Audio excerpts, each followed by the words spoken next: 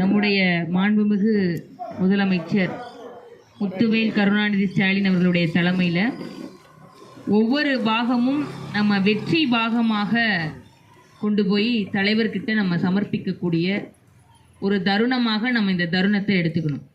எதுக்காக அப்படின்னா, நம்ம பின்னாடி இந்த பதாகையில் பார்த்துருப்போம், தமிழ்நாடு தலைகுனியாது. ஏன் தமிழ்நாடு தலைகுனியாதுன்னு இங்கே எழுதியிருக்கு அப்படின்னு நிறைய பேருக்கு இந்த கேள்வி வரலாம்.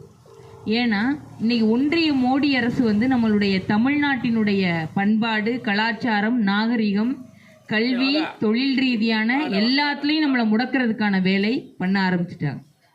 நம்மளுக்கு கல்வின்னு எடுத்துக்கிட்டோம்னா நீட் தேர்வு, இன்னைக்கு மருத்துவம்ன்ற ஒரு நம்ம தேர்வு செய்ய முடியாத அளவுக்கு நம்ம பிள்ளைங்க மருத்துவத்தை படிக்க முடியாத அளவுக்கான வேலையை செஞ்சுட்டாங்க. இன்னைக்கு எஸ்ஐஆர்ல பார்த்தீங்கன்னா கிட்டத்தட்ட நம்ம பீகார்ல 65 லட்சம் வாக்காளர்கள் நீக்கம் செஞ்சுட்டாங்கன்னு சொன்னா, இங்க அதற்கும் மேல வாக்காளர்களை நீக்கிறதுக்கான வேலைகள் நடந்துருச்சு.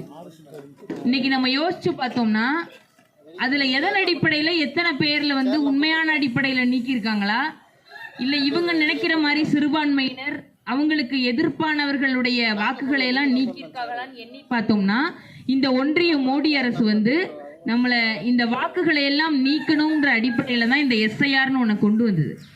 எஸ்ஐஆர்னோட தேர்தல் விரைவு வாக்காளர்களை கூடிய சீர்திருத்தம், அந்த திருத்தத்தெல்லாம் செய்யக்கூடிய வேலைகள் சரி. ஆனால் இந்த குறுகிய காலகட்டம், இந்த 5 மாத காலங்கள் இருக்கக்கூடிய நேரத்தில் இந்த ஒன்றிய மோடி அரசு இதை செய்திருக்கிறது ஒரு மிக மோசமான சூழலாக இருக்கு.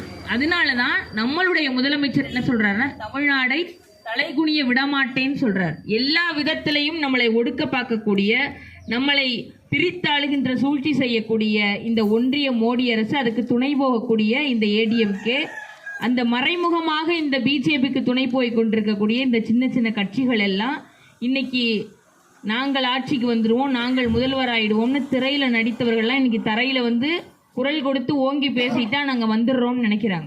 ஆனால் இன்னைக்கு நம்மளுடைய முதலமைச்சர் பார்த்து பார்த்து ஒவ்வொரு திட்டங்களையும் நமக்கு செய்கிறார். இன்னைக்கு கலைஞர் உரிமை தொகையில் 1000 ரூபாய் பெண்கள் வாங்கிக்கிட்டு இருக்காங்க. இன்னும் அதை விரிவுபடுத்தணும்னு சொல்லி பேசிக்கிட்டு இருக்காரு. அது மட்டும் இல்லாமல் நம்மளுடைய பெண்கள் பேருந்தில் கட்டணம் இல்லாமல் போகணும் ஒரு இடத்துக்குன்னு அதுக்கான திட்டங்கள் இருக்கு. அது போக இன்னும் பெண்கள், பிள்ளைகள், அரசு ஊழியர்கள் எல்லாருக்குமான திட்டங்களாக ஒவ்வொரு நாளும் ஓய்வின்றி நம்மளுடைய முதலமைச்சர் திட்டங்களை செய்து வருகிறார். இதெல்லாம் மேல இருக்கக்கூடிய ஒன்றிய அரசிற்கு அச்சுறுத்தலை ஏற்படுத்து. எப்படி இந்த மனிதன் இப்படி ஒரு நலத்திட்டங்களை ஏற்படுத்துறாரு, எப்படி மக்களுக்கு இது ஒருவே இல்லாம தங்குதடையின்றி இந்த 1000 ரூபாயெல்லாம் சென்றடையுது, இன்னும் அதை விரிவுபடுத்தணும்னு பேசுறாரு. நிதி நெருக்கடி அவருக்கு அவ்வளவு இருக்கு. நம்ம நிதியை நிப்பாட்டிட்டோம்னா அவர் எந்த ஒரு வேலையும் செய்ய முடியாதுன்னு சொல்லி மேல இருந்து மோடி அரசு நிதியை நிறுத்துது. இருந்தாலும் என் மக்களை நான் காப்பாற்றுவேன்னு சொல்லி நம்மளுடைய முதலமைச்சர் ஒவ்வொரு நாளும் நமக்கு நலத்திட்டங்கள் கொடுக்கிறார். இந்த 100 நாள் வேலை திட்டத்தை எடுத்துக்கிட்டிங்கன்னா, கொஞ்ச நாட்களுக்கு முன்பாக நம்ம ஆர்ப்பாட்டம் பண்ணோம் திமுக சார்பா. ஏன்னா அவங்களுக்கான ஊதியத்தை சரியான முறையில் கொடுக்கல, நிப்பாட்டி வச்சிருந்தாங்க நம்மளுடைய மக்களுக்கு. அதுக்கு ஆர்ப்பாட்டம் நடத்தணும். யாரு? நம்மளுடைய முதலமைச்சர் சொல்லி நம்ம ஆர்ப்பாட்டம் நடத்தணும். இன்னைக்கு 100 நாள் வேலை திட்டத்துக்கு என்ன செய்யறாங்க? ஒன்றிய மோடி அரசு என்ன செய்யுது? மகாத்மா காந்தி ஊரக வளர்ச்சி திட்டம், அதனுடைய பேர், அந்த 100 நாள் வேலை திட்டத்தோட பேரு மகாத்மா காந்தி ஊரக வளர்ச்சி திட்டம். அதுல மகாத்மா காந்தின்ற பேர் இருக்குன்ற ஒரே ஒரு காரணத்துக்காண்டி அந்த 100 நாள் வேலை திட்டத்தையும் முடக்கணும்னு இப்ப அதுக்கான வேலைகளை ஒன்றிய மோடி அரசு செய்து கொண்டிருக்குது.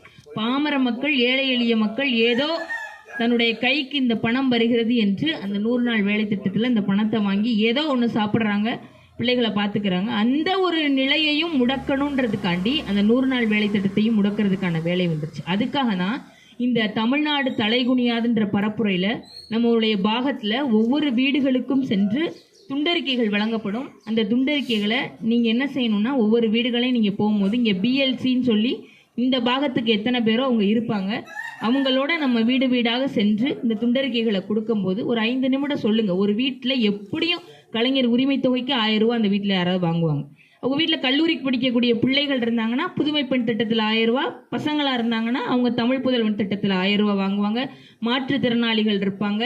யாராவது ஒருத்தர் நம்மளுடைய முதலமைச்சருடைய திட்டங்களால் பயன்பெறவங்களா தான் இருப்பாங்க.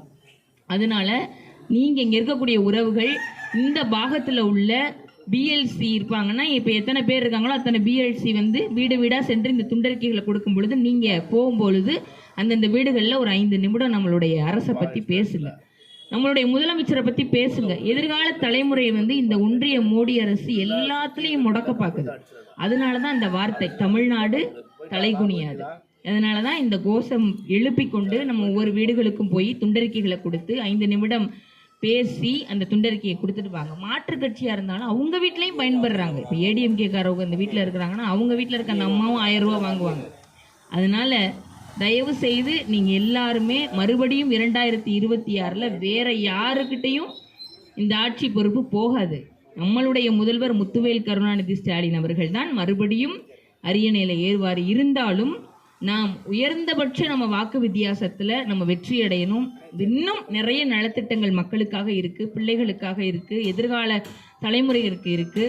அதுக்கு ஒரே ஒரு காரணம், நீங்கள் என்ன செய்யணும் அப்படின்னா, நீங்கள் மக்கள்கிட்ட போகும்போது இந்த துண்டறிக்கைகளை கொடுக்கும் பொழுது இன்னும் நம்மளுடைய ஆட்சியை பற்றி நம்மளுடைய அரசை பற்றி நல்லபடியாக எடுத்து கூறி இந்த பாகம் வெற்றி பாகமாக இங்கே இருக்கக்கூடிய பிஎல்சி, BLA2 வட்ட செயலாளர்கள், BDA நீங்கள் எல்லாரும் நம்ம பாகம் வெற்றி பாகமாக கொண்டு போய் நம்மளுடைய மாமா நகர செயலாளர் அவர்களிடமும் மேலும் தலைவரிடத்துலையும் நீங்கள் போய் நம்ம வெற்றி பாகமாக இது இருந்தது அப்படின்னா கண்டிப்பாக தலைவர்கிட்ட இருந்து நம்மளுக்கு நிச்சயம் ஒரு பாராட்டுகளும் வாழ்த்துகளும் கௌரவமும் நமக்கு கிடைக்கும் என்பதை கூறிக்கொண்டு மறுபடியும் 2026 திராவிட முன்னேற்ற கழகம் ஆட்சியில் அமர்வதற்கு இந்த பாகத்தை சார்ந்த என் அன்பு மக்கள் உதவுவீர்கள் என்று கூறி விடைபெறுகிறேன். நன்றி.